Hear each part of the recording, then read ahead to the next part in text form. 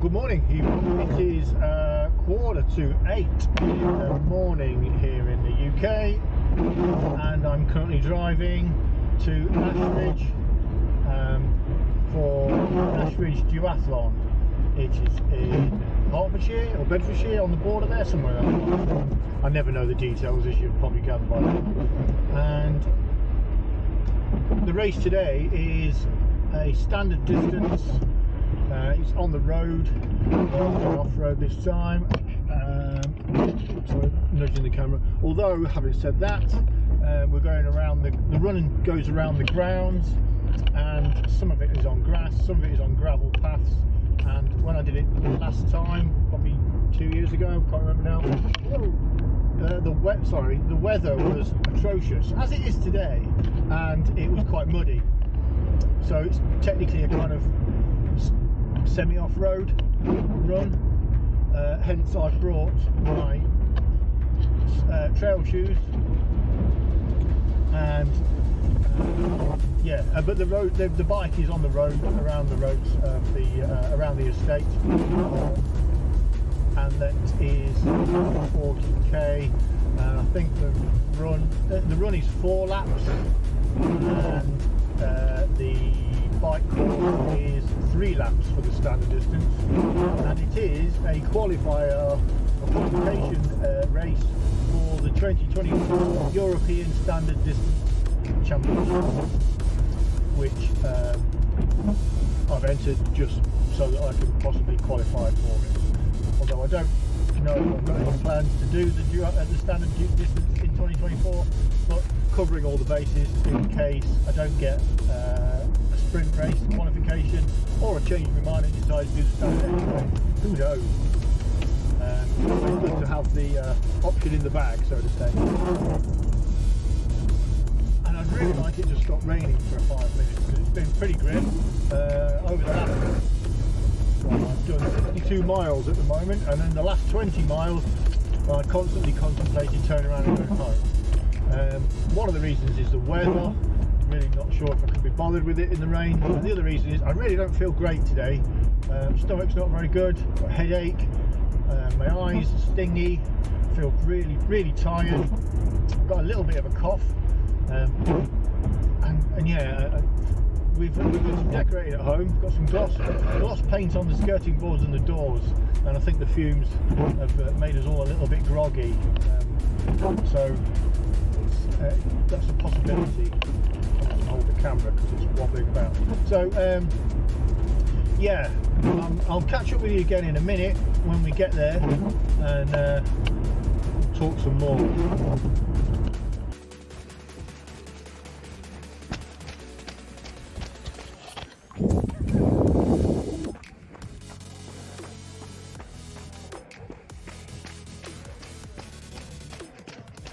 It's a bit damp, as you can see.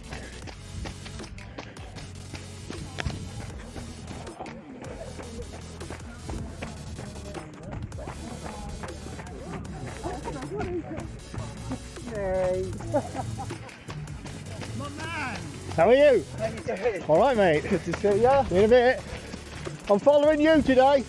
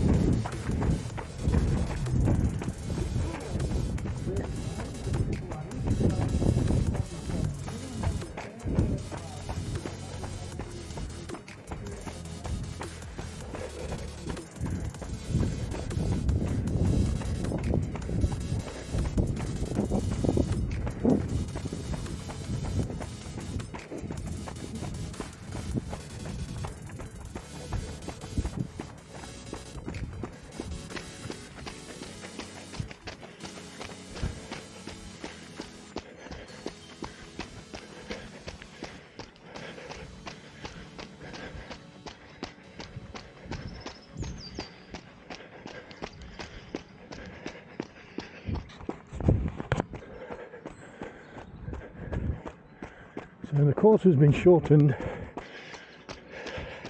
from 2.5k to 1.2 5.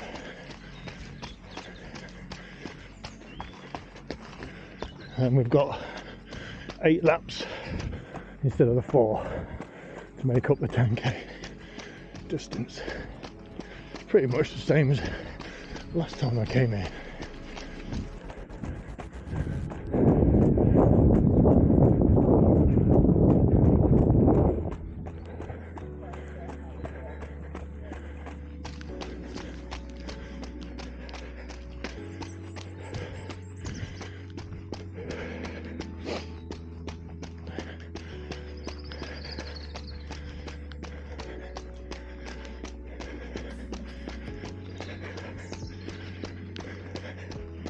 It's going to be a soggy day. The roads around the estate on the country lanes are very waterlogged, having driven up here, and lots of grit in the road, so visibility on the bike is going to be less than ideal, but you know, we'll deal with it.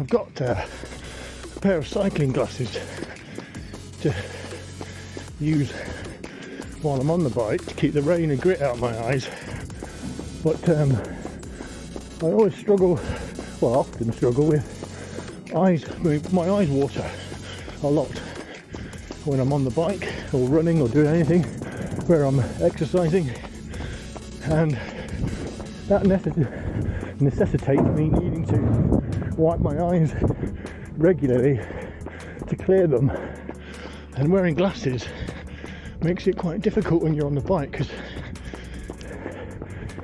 you can either dislodge them or they're too tight to slide a finger underneath the lens and wipe your eye. So I often end up taking them off and shoving them in my pocket, except my tri-suit doesn't have any pockets, so it's down the front, which is quite uncomfortable. So I'm debating whether to risk going without. Being a spectacle wearer, it's quite often easier just to have nothing over your eyes. I've got a natural squint anyway, to keep the crisp. But yeah, we'll see.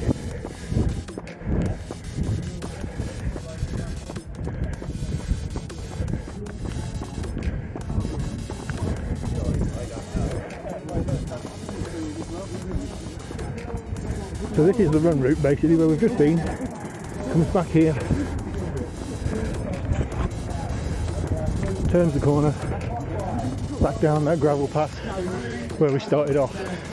That's eight laps of that, and then the final lap running here to transition. I'm on the far corner, so all the way to the back, follow the fence down about 2 or 3 bikes before the end of the row. Grab your bike, it's out that way, and then we're heading off down that way as far as I can remember on the bike. Before the ATW Ashridge House Duathlon will begin. Yeah, so that's that. Let's go and put this away, and it's time for racing. I'll catch you all in a bit.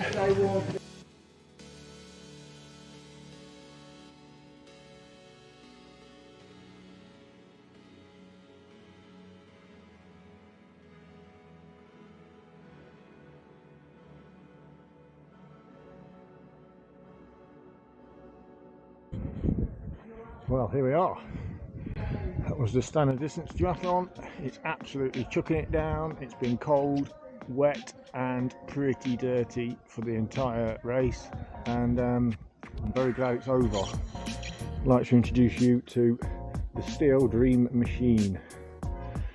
She was fantastic, as always, keeping up with the expensive carbon full rigs, and it's all about what you give it.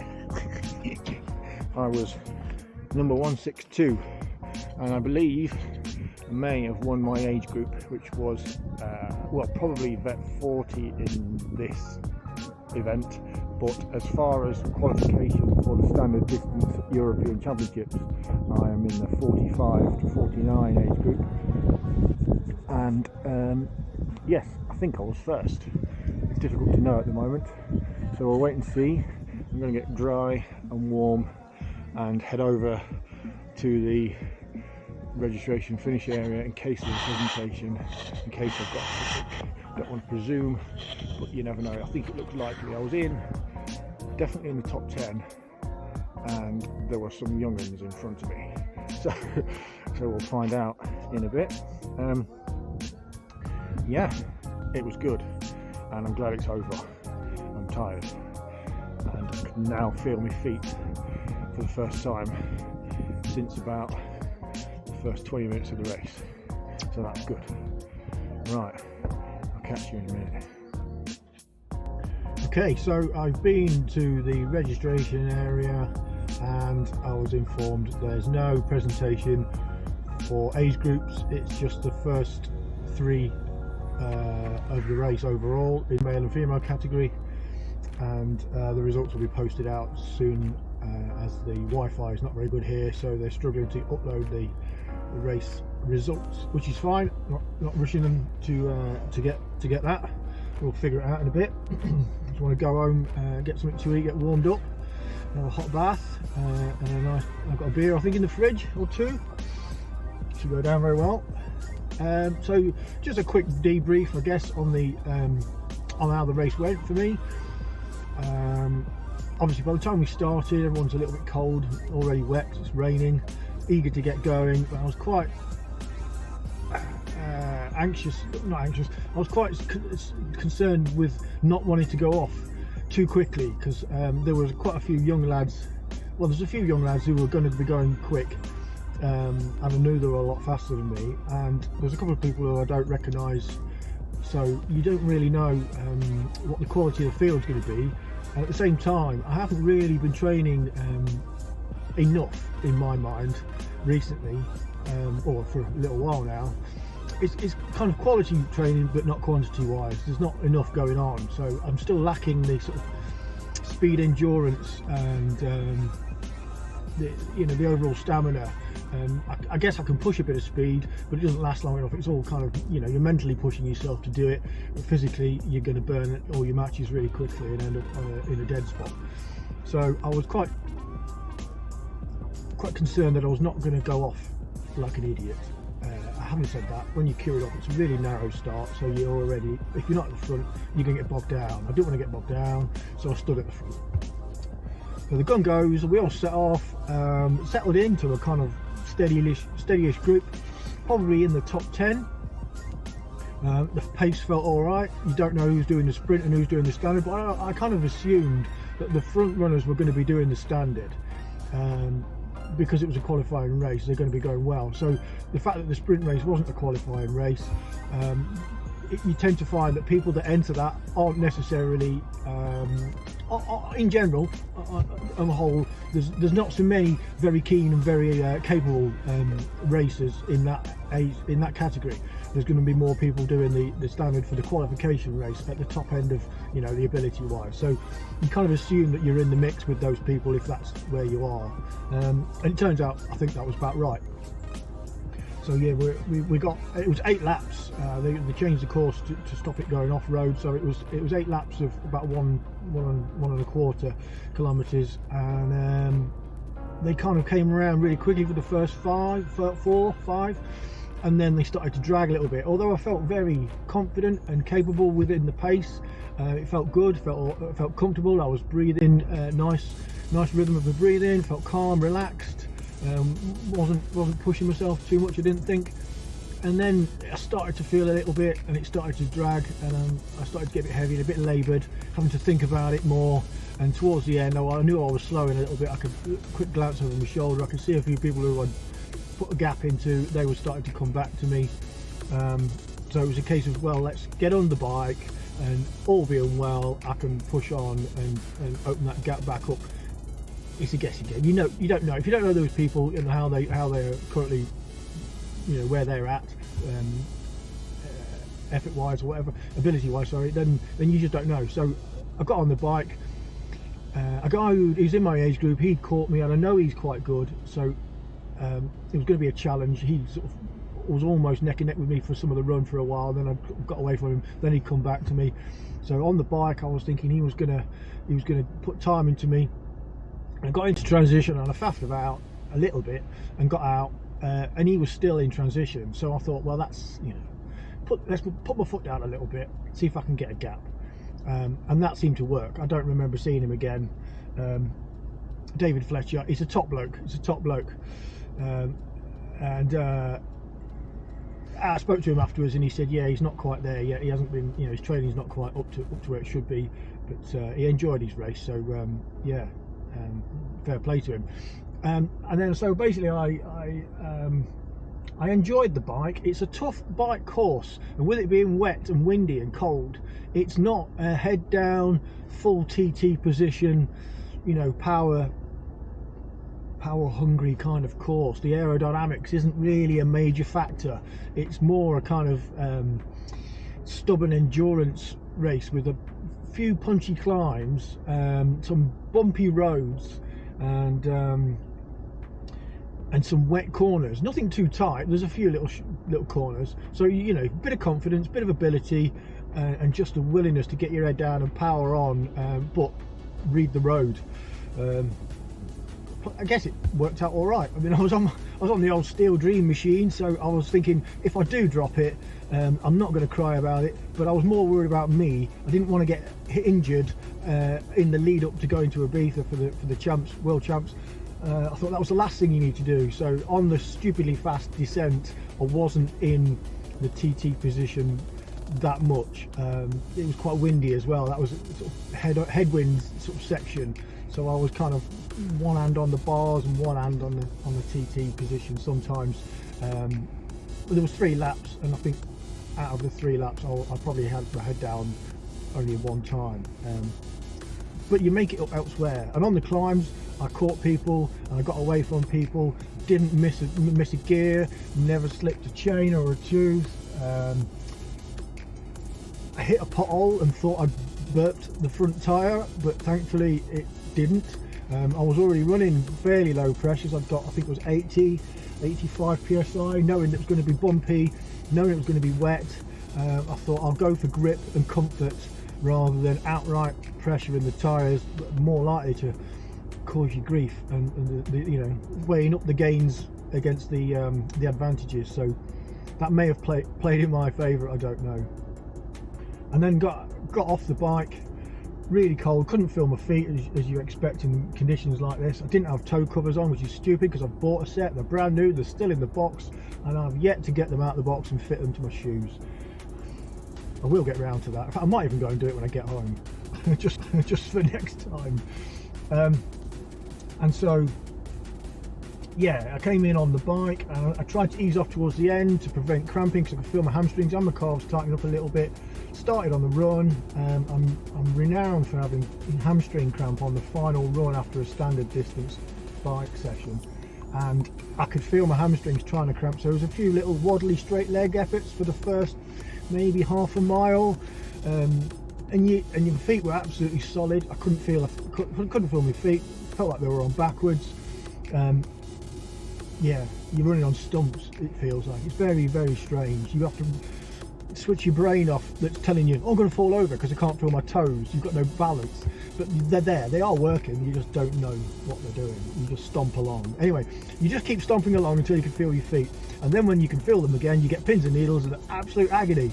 So there was 3 laps of it hurting, and then I was back to normal. But I was running all right, and the more I went, the better I picked up.